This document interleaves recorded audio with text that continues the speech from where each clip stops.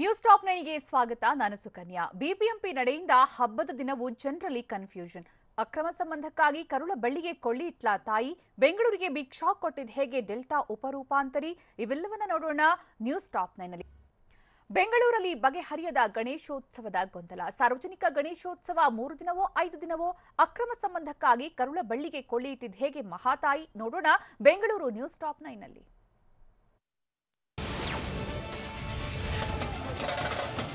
ಬೆಂಗಳೂರಿನಲ್ಲಿ ಗಣೇಶೋತ್ಸವ ಗೊಂದಲ ಇನ್ನೂ ಬಗೆಹರಿದಿಲ್ಲ. ಗಣೇಶೋತ್ಸವ 3 ದಿನವೋ 5 ದಿನವೋ ಅನ್ನೋದು ಸ್ಪಷ್ಟವಾಗಿಲ್ಲ. ಮೊದಲು 3 ದಿನ ಮಾತ್ರ ಅವಕಾಶ ಎಂದಿದ್ದ ಬಿಬಿಎಂಪಿ ಗಣೇಶ ಪ್ರತಿಷ್ಠಾಪನೆಗೆ 3 ದಿನ ನಿಗದಿ ಮಾಡಿತ್ತು. ಬಿಬಿಎಂಪಿ ನಿರ್ಧಾರ ವಿರೋಧಿಸಿ ಗಣೇಶ ಉತ್ಸವ ಸಮಿತಿ ಮೂರ್ತಿ ತಯಾರಕರು ಪ್ರತಿಭಟನೆ ನಡೆಸಿದ್ರು. ಈ ವೇಳೆ ಮೌಖಿಕವಾಗಿ ಬಿಬಿಎಂಪಿ 5 ದಿನ ಅವಕಾಶ ನೀಡಿತ್ತು.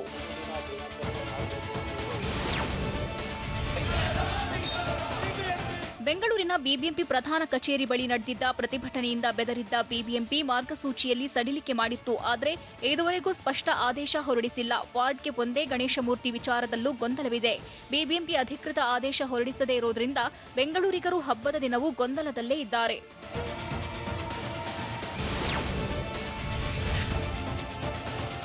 ಬೆಂಗಳೂರಿನಲ್ಲಿ ಗಣೇಶೋತ್ಸವ ವಿಘ್ನ ಇನ್ನೂ ನಿವಾರಣೆಯಾಗಿಲ್ಲ. ಗಣೇಶ ಮೂರ್ತಿ ಪ್ರತಿಷ್ಠಾಪನೆಗೆ ಬೆರಳೆಣಿಕೆಯಷ್ಟು ಮಾತ್ರ ಅನುಮತಿ ಪಡೆಯಲಾಗಿದೆ. ಬಿಬಿಎಂಪಿಯಿಂದ ಅನುಮತಿ ಪಡೆದವರ ಸಂಖ್ಯೆಯೂ ಕಡಿಮೆ ಇದೆ. 3 ದಿನವೋ 5 ದಿನ ಗಣೇಶೋತ್ಸವವೋ ಅನ್ನೋದು ಗೊಂದಲವಾಗಿರೋದ್ರಿಂದ ಸಾರ್ವಜನಿಕವಾಗಿ ಗಣೇಶ ಮೂರ್ತಿ ಸ್ಥಾಪನೆಗೆ ಹಿಂದೇಟು ಹಾಕಲಾಗಿದೆ.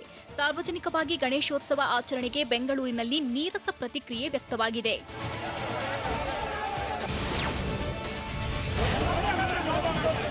ಬೆಂಗಳೂರಿನಲ್ಲಿ ಗಣೇಶ ಹಬ್ಬದ ನಿಯಮ ಸಡಿಲಿಕೆ ವಿಚಾರವಾಗಿ ಮುಖ್ಯಮಂತ್ರಿ ಬಸವರಾಜ ಬೊಮ್ಮಾಯಿ ಪ್ರತಿಕ್ರಿಯೆ ನೀಡಿದ್ದಾರೆ. ಬಿಬಿಎಂಪಿ ಜೊತೆ ಚರ್ಚಿಸಲು ಸಚಿವ ಆರ್ ಅಶೋಕ್ಗೆ ತಿಳಿಸಿದ್ದೇನೆ ಅಂತ ಸಿಎಂ ಬೊಮ್ಮಾಯಿ ಹೇಳಿದ್ರು.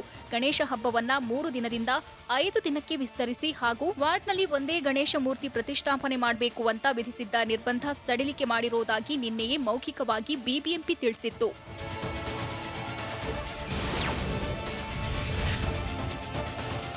ಬೆಂಗಳೂರಿಗೆ ಗಣೇಶ ಚತುರ್ಥಿ ದಿನವೇ ಬಿಗ್ ಶಾಕ್ ಎದುರಾಗಿದ್ದು, ಕೊರೋನಾ ಡೆಡ್ಲಿ ನಿಫಾ ಭೀತಿ ನಡುವೆ ಬರಸಿಡಿಲು ಬಡಿದಿದೆ. ಗಣೇಶ ಹಬ್ಬದ ಸಂಭ್ರಮದಲ್ಲಿ ಮೈಮರೆತರೆ ಕಂಟಕ ಎದುರಾಗಲಿದ್ದು, ಕೊರೋನಾ ಡೆಲ್ಟಾ ಉಪರೂಪಾಂತರಿ AY4, AY12 ಪತ್ತೆಯಾಗಿದೆ. ಇಷ್ಟು ದಿನ ಕೋವಿಡ್ ಸೋಂಕಿನ ರೂಪಾಂತರಿಗಳು ಆರೋಗ್ಯ ಇಲಾಖೆಯ ತಲೆಕೆಡಿಸಿತ್ತು. ಇದೀಗ ರೂಪಾಂತರಿಗಳಿಗೆ ಉಪರೂಪಾಂತರಿಗಳು ಸೃಷ್ಟಿಯಾಗ್ತಿವೆ.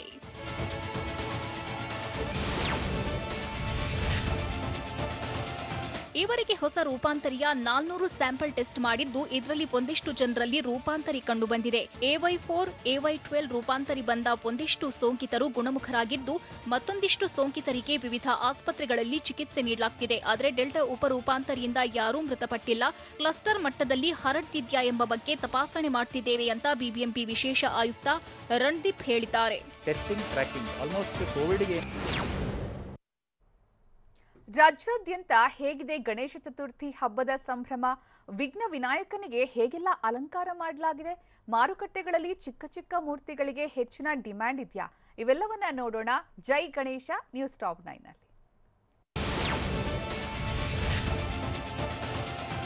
ರಾಜ್ಯಾದ್ಯಂತ ಗಣೇಶ ಚತುರ್ಥಿಯನ್ನ ಸಂಭ್ರಮದಿಂದ ಆಚರಿಸಿದ್ದು, ಬೆಲೆ ಏರಿಕೆ ಶಾಕ್ ನಡುವೆಯೂ ಹಬ್ಬದ ಖರೀದಿ ಭರಾಟೆ ಜೋರಾಗಿದೆ. ಹೂವು ಹಣ್ಣು ತರಕಾರಿ ಖರೀದಿ ಮಾಡೋದ್ರಲ್ಲಿ ಜನ ಬ್ಯುಸಿಯಾಗಿದ್ದು, ವೆರೈಟಿ ಗಣೇಶ ಮೂರ್ತಿ ಖರೀದಿಸಲು ಜನರು ಮುಗಿಬಿದ್ದಿದ್ದಾರೆ. ಅಲ್ಲದೆ ದೇಗುಲಗಳಲ್ಲಿ ವಿಘ್ನ ವಿನಾಯಕನ ದರ್ಶನಕ್ಕೆ ಭಕ್ತರ ದಂಡೆ ಹರಿದು ಬಂದಿದೆ.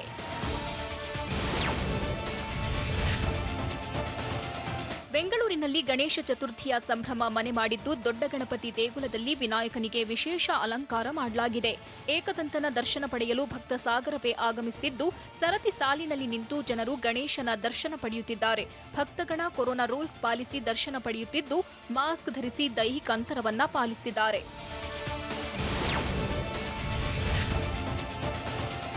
ಗಣೇಶ ಚತುರ್ಥಿ ಪ್ರಯುಕ್ತ ಬೆಂಗಳೂರಿನ ಜೆಪಿ ನಗರದ ಸತ್ಯ ಗಣಪತಿ ದೇವಸ್ಥಾನದಲ್ಲಿ ವಿಶೇಷ ಅಲಂಕಾರ ಮಾಡಿದ್ದಾರೆ. ಶ್ರೀ ಸತ್ಯ ಗಣಪತಿ ದೇವಸ್ಥಾನದಲ್ಲಿ ಮುಸುಕಿನ ಜೋಳ, ಸೊಪ್ಪು ಬಳಸಿ ಗಣೇಶನಿಗೆ ಅಲಂಕಾರ ಮಾಡಿದ್ದಾರೆ.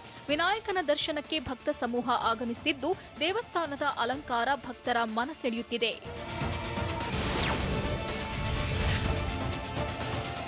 ಬೆಂಗಳೂರಿನ ವಿವಿಪುರಂನ ಆರ್ವಿ ರೋಡ್ನಲ್ಲಿ ವಿಘ್ನ ವಿನಾಯಕನ ಮೂರ್ತಿ ಖರೀದಿ ಭರಾಟೆ ಜೋರಾಗಿತ್ತು. ಬೆಳಗ್ಗೆಯಿಂದಲೇ ಮೂರ್ತಿ ಖರೀದಿಗೆ ಜನರು ಮುಗಿಬಿದ್ದಿದ್ರು. ಸರ್ಕಾರ ದೊಡ್ಡ ಮೂರ್ತಿಗಳನ್ನು ಪ್ರತಿಷ್ಠಾಪಿಸದಂತೆ ನಿರ್ಬಂಧ ವಿಧಿಸಿದೆ.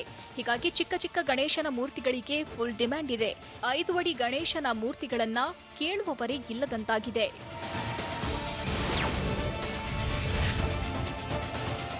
ಹಬ್ಬದ ಪ್ರಯುಕ್ತ ಮಾರುಕಟ್ಟೆಯಲ್ಲಿ ಗಣೇಶ ಮೂರ್ತಿಗಳು ರಾರಾಜಿಸುತ್ತಿದ್ದು ಗಣೇಶನ ವಿವಿಧ ರೂಪ ನೋಡಿ ಜನರು ಫಿದಾ ಆಗಿದ್ದಾರೆ. ಮೈಸೂರಿನಲ್ಲಿ ಕಲಾವಿದರ ಕೈಚಳಕದಲ್ಲಿ ವಿಘ್ನ ನಿವಾರಕ ಮೂಡಿದ್ದು ಕೊರೋನಾ ಲಸಿಕೆ ಹೊತ್ತ ಗಣಪ ಎಲ್ಲರ ಗಮನ ಸೆಳೆದಿದೆ. ಅಲ್ಲದೆ ಸುದೀಪ್ ಅಭಿನಯದ ವಿಕ್ರಾಂತ್ ರೋಣ ಪಾತ್ರಧಾರಿ Ganapa, body builder Ganapa, bike ಸವಾರಿ ಮಾಡ್ತಿರೋ ಗಣಪ, ಹಸ್ತದಲ್ಲಿ ಮಲಗಿದ ವಿನಾಯಕ, ಕೃಷ್ಣನ ಅವತಾರಿ, ವೆಂಕಟೇಶ್ವರ ರೂಪದ ಗಣಪ ಜನರನ್ನ ಆಕರ್ಷಿಸುತ್ತಿದೆ.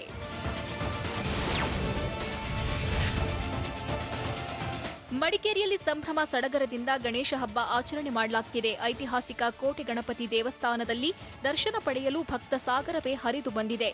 ಮಡಿಕೇರಿ ನಗರದ ಕೋಟೆಯೊಳಗೆ ಇರೋ ಇತಿಹಾಸ ಪ್ರಸಿದ್ಧ ದೇವಸ್ಥಾನದಲ್ಲಿ ಸಾವಿರಾರು ಏಡುಕಾಯಿ ಒಡೆದು ಭಕ್ತರು ಭಕ್ತಿ ಸಮರ್ಪಣೆ ಮಾಡಿದ್ದಾರೆ. ಕೊರೋನಾ ಹಿನ್ನೆಲೆಯಲ್ಲಿ ದೇಗುಲದಲ್ಲಿ ಬಿಗಿ ಪೊಲೀಸ್ ಭದ್ರತೆ ಕೈಗೊಂಡಿದ್ದು ಕೊರೋನಾ ನಿಯಮ ಪಾಲಿಸುವಂತೆ ಪೊಲೀಸರು ಸೂಚಿಸುತ್ತಿದ್ದಾರೆ.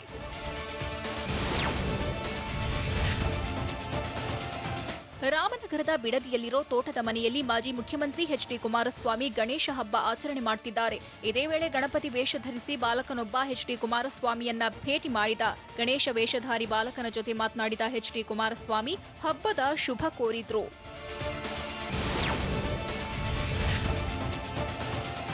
ನಾಡಿನೆಲ್ಲೆಡೆ ಗೌರಿ ಗಣೇಶ ಹಬ್ಬದ ಸಂಭ್ರಮ ಕಳೆಗಟ್ಟಿದ್ದು ಹಬ್ಬದಲ್ಲಿ ಜನರಿಗೆ ಬೆಲೆ ಏರಿಕೆ ಶಾಕ್ ಕೊಟ್ಟಿದೆ. ಹಬ್ಬದ ನಡುವೆಯೇ ಹೂವು ಹಣ್ಣು ದುಬಾರಿಯಾಗಿದ್ದು ಕಳೆದ ವಾರ ಕಡಿಮೆ ಇದ್ದ ಹೂವುಗಳ ಬೆಲೆ ಈಗ ಡಬಲ್ ಆಗಿದೆ. ಹಬ್ಬ ಆಚರಣೆ ಮಾಡೋಕೆ ಸಾವಿರ ಹಣ ಬೇಕಾಗಿದ್ದು ಹೂ ಹಣ್ಣಿನ ಬೆಲೆ ಕೇಳಿ ಗ್ರಾಹಕರು ಹೌಹಾರಿದ್ದಾರೆ. ಕನಕಾಂಬರ ಮಲ್ಲಿಗೆ ರೇಟ್ ಕೇಳಿದ ಜನರ ತಲೆ ಗಿರಗಿರನೆ ತಿರುಗ್ತಿದೆ.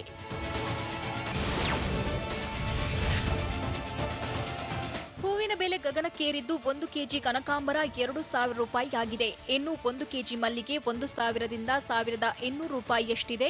ಒಂದು ಮಾರು ಸೇವಂತಿಗೆ ಹೂವಿಗೆ 100 ರೂಪಾಯಿ ಕೊಡಬೇಕಿದ್ದು ಸುಗಂಧರಾಜ ಹಾರ 200 ರೂಪಾಯಿ ಆಗಿದ್ರೆ 1 ಕಟ್ಟು ಗರಿಕೆ 30 ರೂಪಾಯಿ ಆಗಿದೆ. ಇನ್ನು ಹಣ್ಣುಗಳ ಬೆಲೆಯೂ ಹೆಚ್ಚಾಗಿದೆ. 1 ಕೆಜಿ ಸೇಬು 120 ರಿಂದ 140 ರೂಪಾಯಿ ಇದ್ದು ದಾಳಿಂಬೆ 130, ಮೂಸಂಬಿ 140 ರೂಪಾಯಿ ಇದೆ. ಬಾಳೆಹಣ್ಣಿನ ರೇಟ್ ಕೂಡ ಏರಿಕೆಯಾಗಿದೆ. ಕರುನಾಡಲ್ಲಿ ಕಳೆಗಟ್ಟಿದ ಗಣೇಶ ಚತುರ್ಥಿ ಸಂಭ್ರಮ. ಜನರಿಂದ ತುಂಬಿ ತುಳುಕಿದ ಮಾರುಕಟ್ಟೆಗಳಲ್ಲಿ ಖರೀದಿಯ ಭರಾಟೆ ಜೋರು. ನಗರಗಳಲ್ಲಿ ಮೇಳೈಸಿದ ಗಣೇಶ ಹಬ್ಬದ ವಾತಾವರಣ. ಇವೆಲ್ಲವನ್ನ ನೋಡೋಣ ಚತುರ್ಥಿ ಸಂಭ್ರಮ ನ್ಯೂಸ್ ಟಾಪ್ 9ನಲ್ಲಿ.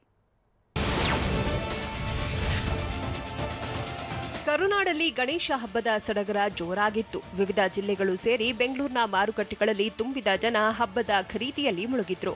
ಕೊರೋನಾ 3ನೇ ಅಲೆ ಭೀತಿ ಮಧ್ಯೆಯೂ ಕೆಲ ಕಡೆ ಅಂತರ ಪಾಲಿಸಿ ಹೂವು ಹಣ್ಣು ಖರೀದಿಸಿದ್ರು. ರಾಜ್ಯಾದ್ಯಂತ ಗೌರಿ ಗಣೇಶ ಹಬ್ಬದ ಸಂಭ್ರಮ ಕಳೆಗಟ್ಟಿದೆ.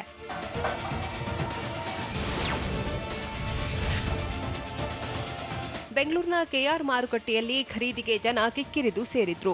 ಹೂವು ಹಣ್ಣು ಗಣೇಶ ಮೂರ್ತಿಯ ಅಲಂಕಾರಿಕ ವಸ್ತುಗಳ ಖರೀದಿಯಲ್ಲಿ ಜನರು ಮಗ್ನರಾಗಿದ್ರು. ತರಕಾರಿ ಸೇರಿ ಹಬ್ಬಕ್ಕೆ ಬೇಕಾದ ಅಗತ್ಯ ಸಾಮಗ್ರಿ ಖರೀದಿಸಿ ಹಬ್ಬದ ಜೋಶ್ಗೆ ಮುನ್ನುಡಿ ಬರೆದಿದ್ರು. ಈ ಮೂಲಕ ಸಿಲಿಕಾನ್ ಸಿಟಿಯಲ್ಲಿ ಗಣೇಶ ಹಬ್ಬದ ಸಡಗರ ಮನೆ ಮಾಡಿದೆ.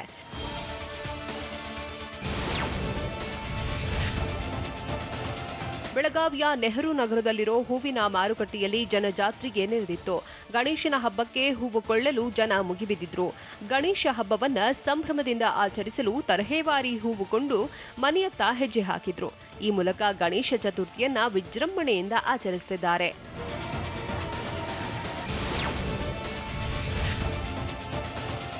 ರಾಮನಗರದ ಎಪಿಎಂಸಿ ಮಾರುಕಟ್ಟೆಯಲ್ಲೂ ಜನ ಖರೀದಿಯಲ್ಲಿ ಬ್ಯುಸಿಯಾಗಿದ್ರು.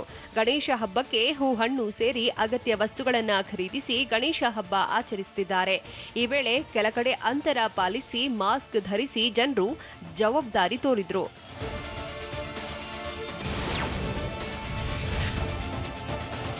ಚಿತ್ರದುರ್ಗ ನಗರದಲ್ಲೂ ಜನ ಮಾರುಕಟ್ಟೆಯಲ್ಲಿ ಜಮಾಯಿಸಿದ್ರು. ಲಕ್ಷ್ಮೀ ಬಜಾರ್ನಲ್ಲಿ ಗಣೇಶ ಮೂರ್ತಿ, ಹೂವು, ಹಣ್ಣು, ಬಾಳೆ ಎಲೆ, ಪೂಜಾ ಸಾಮಗ್ರಿ ಖರೀದಿಸಿದ್ರು. ಇನ್ನು ಗಣೇಶನ ಹಬ್ಬ ಪ್ರಯುಕ್ತ ಗಣೇಶ ಮೂರ್ತಿ ದರ ಇಳಿಕೆ ಆದರೆ ತರಕಾರಿ, ಹೂವು, ಹಣ್ಣು ದರ ದುಬಾರಿಯಾಗಿದೆ ಅಂತ ಗ್ರಾಹಕರು ತಮ್ಮ ಅಭಿಪ್ರಾಯ ವ್ಯಕ್ತಪಡಿಸಿದ್ರು.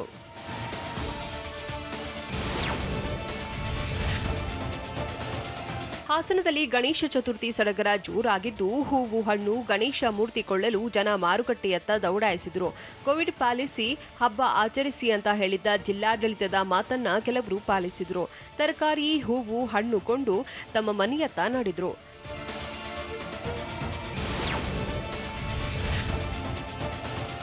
ಧಾರವಾಡದಲ್ಲೂ ಗಣೇಶ ಚತುರ್ಥಿ ಹಬ್ಬದ ಪ್ರಯುಕ್ತ ಜನ ಅಗತ್ಯ ವಸ್ತು ಕೊಳ್ಳಲು ಮಾರುಕಟ್ಟೆಯತ್ತ ಆಗಮಿಸಿದ್ರು. ಹೂ ಹಣ್ಣು ಖರೀದಿ ವೇಳೆ ಕೆಲವರು ಸರಿಯಾದ ಕ್ರಮದಲ್ಲಿ ಮಾಸ್ಕ್ ಧರಿಸಿದ್ರು. ಇನ್ನು ಕೆಲವರು ಅಂತರ ಪಾಲಿಸಿ ಹಬ್ಬಕ್ಕೆ ಮನೆಗೆ ಬೇಕಾದ ವಸ್ತುಗಳನ್ನು ಖರೀದಿಸಿದ್ರು.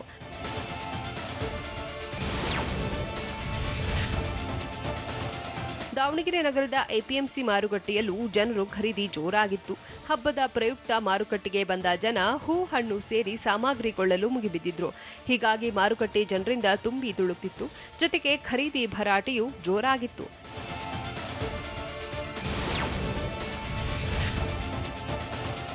ಮಂಗಳೂರಿನಲ್ಲೂ ಹೂ ಹಣ್ಣು ಖರೀದಿಸಲು ಜನ ಮುಗಿಬಿದ್ದಿದ್ರು. ಸೆಂಟ್ರಲ್ ಮಾರ್ಕೆಟ್, ಕದ್ರಿಯ ಮಲ್ಲಿಕಟ್ಟೆ ಮಾರುಕಟ್ಟೆಯತ್ತ ಬಂದ ಜನ ಹಬ್ಬಕ್ಕೆ ಬೇಕಾದ ವಸ್ತುಗಳನ್ನು ಕೊಳ್ಳಲು ಜಮಾಯಿಸಿದ್ರು. ಈ ವೇಳೆ ಕೆಲವರು ಕೋವಿಡ್ ರೂಲ್ಸ್ ಪಾಲಿಸಿ ವಸ್ತುಗಳ ಖರೀದಿಯಲ್ಲಿ ತಲ್ಲೀನರಾಗಿದ್ರು. ಇನ್ನು ಕೊರೋನಾ ಆರ್ಥಿಕ ಬಿಕ್ಕಟ್ಟಿನ ಮಧ್ಯೆ ಮಾರುಕಟ್ಟೆಯಲ್ಲಿ ವಸ್ತುಗಳ ದರ ದುಬಾರಿಯಾಗಿದ್ದು ಜನರ ಖರೀದಿಗೆ ಕೊಕ್ಕೆ ಹಾಕಿತ್ತು. ಬಿಎಸ್ವೈ ಬಳಿ ಸಿಎಂ ಬೊಮ್ಮಾಯಿ ಪಡೆದ ಸಲಹೆ ಏನು? ಭಾವೈಕ್ಯತೆಗೂ ಸಾಕ್ಷಿಯಾಗಿದೆ ಹೇಗೆ ಗಣೇಶ ಚತುರ್ಥಿ? ನೆಲಮಂಗಲದಲ್ಲಿ ವೀಲಿಂಗ್ ಪುಂಡರ ಹಾವಳಿ ಹೇಗಿದೆ ನೋಡೋಣ ಕರ್ನಾಟಕ ನ್ಯೂಸ್ ಟಾಪ್ 9ನಲ್ಲಿ. ಮಾಜಿ ಮುಖ್ಯಮಂತ್ರಿ ಬಿಎಸ್ ಯಡಿಯೂರಪ್ಪರನ್ನ ಸಿಎಂ ಬೊಮ್ಮಾಯಿ ಭೇಟಿಯಾಗಿ ಚರ್ಚಿಸಿದ್ದಾರೆ. ಕಾವೇರಿ ನಿವಾಸದಲ್ಲಿ ಬಿಎಸ್ವೈ ಭೇಟಿಯಾಗಿ ಗಣೇಶ ಚತುರ್ಥಿ ಶುಭಾಶಯ ಕೋರಿದ್ರು. ಇದೇ ವೇಳೆ ಅಧಿವೇಶನದ ಬಗ್ಗೆ ಬಿಎಸ್ವೈ ಸಲಹೆ ಪಡೆದರು. ಸಿಎಂ ಆದ ಬಳಿಕ ಬಸವರಾಜ ಬೊಮ್ಮಾಯಿಗೆ ಇದು ಮೊದಲ ಅಧಿವೇಶನವಾಗಿದ್ದು, ಅಧಿವೇಶನ ಸಂಬಂಧ ಬಿಎಸ್ವೈರಿಂದ ಸಲಹೆ ಪಡೆದರು. ಅಧಿವೇಶನದಲ್ಲಿ ಬಿಜೆಪಿ ಸಿದ್ಧತೆ, ವಿಧೇಯಕ ಬಗ್ಗೆ ಮಾಹಿತಿ ನೀಡಿ ಪ್ರತಿಪಕ್ಷಗಳ ತಂತ್ರಗಾರಿಕೆ ಬಗ್ಗೆಯೂ ಚರ್ಚಿಸಿದರು.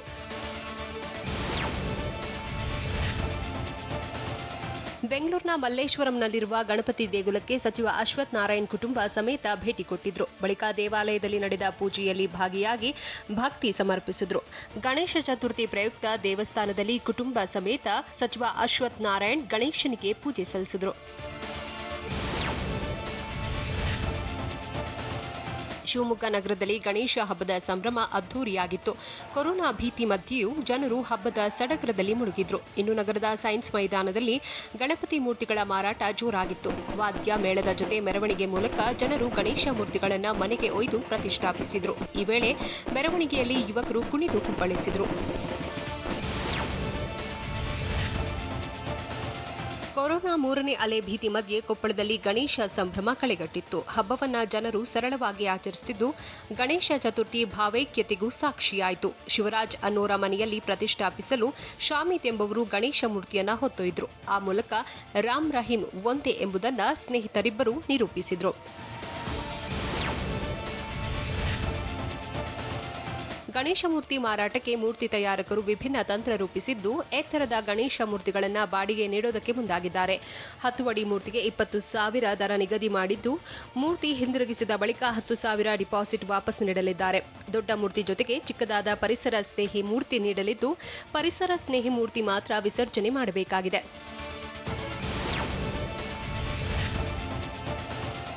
ಮೈಸೂರು ಗ್ಯಾಂಗ್ರೇಪ್ ಕೇಸ್ನ ಟಿವಿ9 ಅಭಿಯಾನಕ್ಕೆ ಶ್ಲಾಘನೆ ವ್ಯಕ್ತವಾಗಿದೆ. ಕೋಲಾರದ ದಯಾನಂದ್ ಕೋಮಲ ದಂಪತಿ ಟಿವಿ9 ಅಭಿಯಾನಕ್ಕೆ ಗಣೇಶ ಹಬ್ಬದಂದು ನೂತನ ಟಚ್ ಕೊಟ್ಟಿದ್ದು, ಗಣೇಶನ ಮೂರ್ತಿ ಜೊತೆಗೆ ಆರೋಪಿಗಳ ಬಂಧನ ಯಾವಾಗ ಅನ್ನೋ ಬರಹಕ್ಕೆ ಉತ್ತಮ ಪ್ರತಿಕ್ರಿಯೆ ವ್ಯಕ್ತವಾಗಿದೆ. ಜೊತೆಗೆ ಅಫ್ಘಾನ್ನಿಂದ ಭಾರತೀಯರನ್ನ ಗಣೇಶ ರಕ್ಷಣೆ ಮಾಡಿ ತಾಲಿಬಾನ್ ಉಗ್ರರನ್ನ ಸದೆಬಡಿಯುವ ಚಿತ್ರಕ್ಕೂ ಮೆಚ್ಚುಗೆ ವ್ಯಕ್ತವಾಗಿದೆ.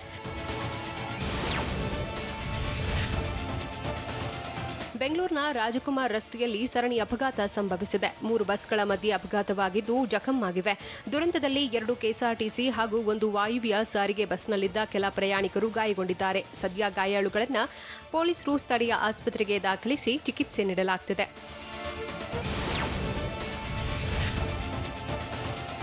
ಉಡುಪಿಯಲ್ಲಿ ವೀಕೆಂಡ್ ಕರ್ಫ್ಯೂ ರದ್ದುಗೊಳಿಸಿ ಜಿಲ್ಲಾಧಿಕಾರಿ ಕೂರ್ಮರಾವ್ ಆದೇಶ ಹೊರಡಿಸಿದ್ದಾರೆ. ವಾರಾಂತ್ಯ ಕರ್ಫ್ಯೂ ಬಗ್ಗೆ ಸರ್ಕಾರದಿಂದ ನಿರ್ದೇಶನ ಬಂದಿದೆ. ಜಿಲ್ಲಾ ಮಟ್ಟದಲ್ಲಿ ತೀರ್ಮಾನ ಕೈಗೊಳ್ಳಲು ಸೂಚಿಸಲಾಗಿದೆ. ತಜ್ಞರ ಸಮಿತಿ ಸಭೆಯಲ್ಲಿ ಮಾಡಿ ತಕ್ಷಣದಿಂದ ಜಾರಿಗೆ ಬರುವಂತೆ ವಾರಾಂತ್ಯ ಕರ್ಫ್ಯೂ ಹಿಂಪಡೆಯಲಾಗಿದೆ ಅಂತ ಡಿಸಿ ತಿಳಿಸಿದ್ದಾರೆ. ಉಳಿದಂತೆ ಎಲ್ಲಾ ನಿರ್ಬಂಧಗಳು ಹಿಂದಿನಂತೆಯೇ ಮುಂದುವರಿಯುತ್ತವೆ ಅಂತಾನೂ ಜಿಲ್ಲಾಧಿಕಾರಿ ತಿಳಿಸಿದ್ದಾರೆ.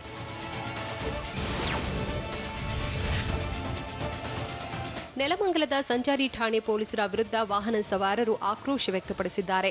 ರಾಷ್ಟ್ರೀಯ ಹೆದ್ದಾರಿಯಲ್ಲಿ ಪುಂಡರು ನಡೆಸೋ ಬೈಕ್ ವೀಲಿಂಗ್ ವಿರುದ್ಧ ಕ್ರಮ ಕೈಗೊಳ್ಳುತ್ತಿಲ್ಲ ಅಂತ ಬೇಸರ ಹೊರಹಾಕಿದ್ದಾರೆ. ಬೆಂಗಳೂರಿಂದ ಬರುವ ಪುಂಡರ ಗ್ಯಾಂಗ್ ರಾತ್ರಿ ವೇಳೆ ಡೇಂಜರಸ್ ವೀಲಿಂಗ್ನಲ್ಲಿ ತೊಡಗುತ್ತಾರೆ. ಈ ವೇಳೆ ವಾಹನ ಸವಾರರು ಹೆಚ್ಚು ಕಮ್ಮಿಯಾದರೆ ಯಾರು ಹೊಣೆ ಅಂತ ಆತಂಕ ವ್ಯಕ್ತಪಡಿಸಿದ್ದಾರೆ. ವೀಲಿಂಗ್ ಪುಂಡರ ವಿರುದ್ಧ ಕ್ರಮ ಕೈಗೊಳ್ಳಿ ಅಂತ ಸವಾರರು ಆಗ್ರಹಿಸಿದ್ದಾರೆ. ಕಲಬುರಗಿ ಪಾಲಿಕೆಯಲ್ಲೂ ರೆಸಾರ್ಟ್ ಪಾಲಿಟಿಕ್ಸ್ ಶುರು. ಮೇಯರ್ ಪಟ್ಟಕ್ಕಾಗಿ ಕಿಂಗ್ ಮೇಕರ್ಗಳ ತಂತ್ರಗಳೇನು? ಸರ್ಕಾರದ ನಿಯಮಗಳನ್ನು ಸರ್ಕಾರಿ ಶಿಕ್ಷಕರೇ ಉಲ್ಲಂಘಿಸಿದ ಹೇಗೆ? ನೋಡೋಣ ಸಮಗ್ರ ನ್ಯೂಸ್ ಟಾಪ್ 9ನಲ್ಲಿ. ಮಾಜಿ ಮುಖ್ಯಮಂತ್ರಿ ಎಚ್ಡಿ ಕುಮಾರಸ್ವಾಮಿ ಜೆಡಿಎಸ್ ವರಿಷ್ಠ ಎಚ್ಡಿ ದೇವೇಗೌಡರ ಭೇಟಿ ಬಳಿಕವೂ ಕಲಬುರಗಿ ಪಾಲಿಕೆಯ ಜೆಡಿಎಸ್ ಸದಸ್ಯರು ಕಲಬುರಗಿಗೆ ಹಿಂದಿರುಗಿಲ್ಲ. ಇನ್ನು ಕೆಲ ದಿನ ರೆಸಾರ್ಟ್ನಲ್ಲಿಯೇ ಇರಲು ನಿರ್ಧಾರ ಮಾಡಿದ್ದಾರೆ. ಎಚ್ಡಿ ಕುಮಾರಸ್ವಾಮಿ ಸೂಚನೆಯಂತೆ ರೆಸಾರ್ಟ್ನಲ್ಲಿಯೇ ಇರಲಿದ್ದಾರೆ. ಕಾಂಗ್ರೆಸ್ ಬಿಜೆಪಿ 4 ಜೆಡಿಎಸ್ ಸದಸ್ಯರನ್ನ ಸೆಳೆಯುವ ಭೀತಿಯಲ್ಲಿ ಜೆಡಿಎಸ್ ನಾಯಕರಿದ್ದಾರೆ.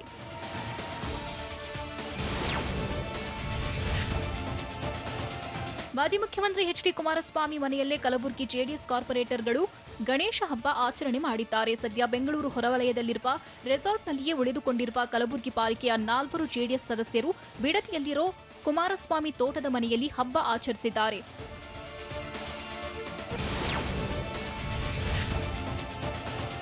ಯಾದಗಿರಿಯಲ್ಲಿ ಸರ್ಕಾರದ ನಿಯಮವನ್ನ ಸರ್ಕಾರಿ ಶಾಲೆಯೇ ಉಲ್ಲಂಘಿಸಿದೆ. ರಾಜ್ಯದಲ್ಲಿ 1 ರಿಂದ 5ನೇ ತರಗತಿ ಆರಂಭಕ್ಕೆ ಸರ್ಕಾರ ಇನ್ನೂ ಅನುಮತಿ ನೀಡಿಲ್ಲ. ಆದರೆ ಯಾದಗಿರಿ ತಾಲೂಕಿನ ಯಡಹಳ್ಳಿಯ ಸರ್ಕಾರಿ ಹಿರಿಯ ಪ್ರಾಥಮಿಕ ಶಾಲೆಯಲ್ಲಿ ನಿನ್ನೆಯೇ ತರಗತಿ ಪ್ರಾರಂಭಿಸಲಾಗಿದೆ.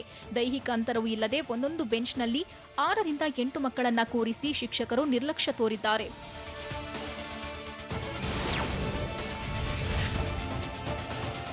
ಬಾಗಲಕೋಟೆ ಜಿಲ್ಲೆ ಜಮಖಂಡಿ ತಾಲೂಕಿನ ಚಿಕ್ಕಪಡಸಲಗಿ ಸೇತುವೆ ಮೇಲೆ ಅಪಘಾತ ಸಂಭವಿಸಿದ್ದು, ಸಿನಿಮೀಯ ರೀತಿಯಲ್ಲಿ ಸೇತುವೆ ತಡೆಗೋಡೆಯ ಮಧ್ಯೆ ಕಾರು ನೇತಾಡಿದೆ. ಸ್ವಲ್ಪದ್ರಲ್ಲೇ ಕಾರು ಕೃಷ್ಣಾ ನದಿ ಪಾಲಾಗೋದ್ರಿಂದ ಪಾರಾಗಿದೆ. ನಿನ್ನೆ ತಡರಾತ್ರಿ ಘಟನೆ ನಡೆದಿದ್ದು, ವಾಹನ ಅಪಘಾತ ಬಳಿಕ ಚಾಲಕ ನಾಪತ್ತೆಯಾಗಿದ್ದಾನೆ. ವಾಹನ ಯಾರದ್ದು, ಎಷ್ಟು ಜನ ಇದ್ರು ಅನ್ನೋದರ ಬಗ್ಗೆ ಯಾವುದೇ ಮಾಹಿತಿ ಲಭ್ಯವಾಗಿಲ್ಲ. ಈ ಬಗ್ಗೆ ಜಮಖಂಡಿ ಗ್ರಾಮೀಣ ಠಾಣೆ ಪೊಲೀಸರು ಮಾಹಿತಿ ಕಲೆ ಹಾಕ್ತಿದ್ದಾರೆ.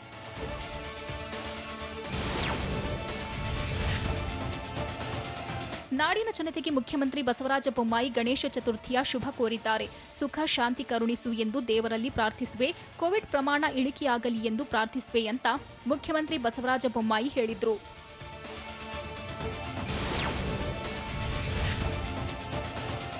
ನಾಡಿನೆಲ್ಲೆಡೆ ಗಣೇಶ ಚತುರ್ಥಿ ಸಂಭ್ರಮ ಮನೆ ಮಾಡಿದ್ದು, ಮೈಸೂರಿನ ಅಗ್ರಹಾರದ 101 ಗಣಪತಿ ದೇವಸ್ಥಾನದಲ್ಲಿ ವಿಶೇಷ ಪೂಜೆ ಮಾಡಲಾಗಿದೆ. ಗಣಪತಿ ದರ್ಶನ ಪಡೆಯಲು ಭಕ್ತರ ದಂಡೆ ಆಗಮಿಸುತ್ತಿದೆ. ಹಾಲು, ಮೊಸರು, ಹೂವು, ಸಕ್ಕರೆ, ಜೇನುತುಪ್ಪ, ಗರಿಕೆ ಸೇರಿ 28 ವಿವಿಧ ದ್ರವ್ಯಗಳ ಅಭಿಷೇಕ ಮಾಡಿದ್ದು, ಒಂದೇ ಕಡೆ 101 ಗಣಪತಿ ದರ್ಶನ ಪಡೆದು ಭಕ್ತರು ಧನ್ಯರಾದರು.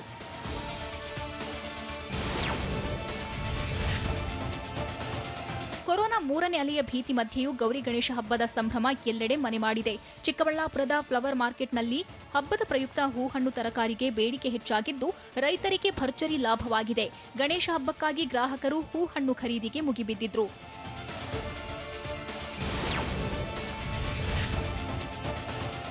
ಗಣೇಶ ಚತುರ್ಥಿ ಹಬ್ಬದ ಪ್ರಯುಕ್ತ ಕಲಬುರಗಿಯ ಸೂಪರ್ ಮಾರ್ಕೆಟ್ನಲ್ಲಿ ಜನಜಾತ್ರೆಯೇ ನೆರೆದಿತ್ತು.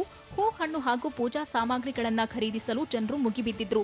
ಹಬ್ಬದ ಸಡಗರದಲ್ಲಿ ಖರೀದಿಯಲ್ಲಿ ಜನರು ಬ್ಯುಸಿಯಾಗಿದ್ರು. ನಗರದ ಸೂಪರ್ ಮಾರ್ಕೆಟ್ ಹಾಗೂ ಕಿರಾಣಾ ಬಜಾರ್ನಲ್ಲೂ ವ್ಯಾಪಾರದ ಭರಾಟೆ ಜೋರಾಗಿತ್ತು. ಇದು ಇವತ್ತಿನ ನ್ಯೂಸ್ ಟಾಪ್ 9. ನಿರಂತರ ಸುದ್ದಿಗಾಗಿ ನೋಡ್ತಾ ಇರಿ TV9.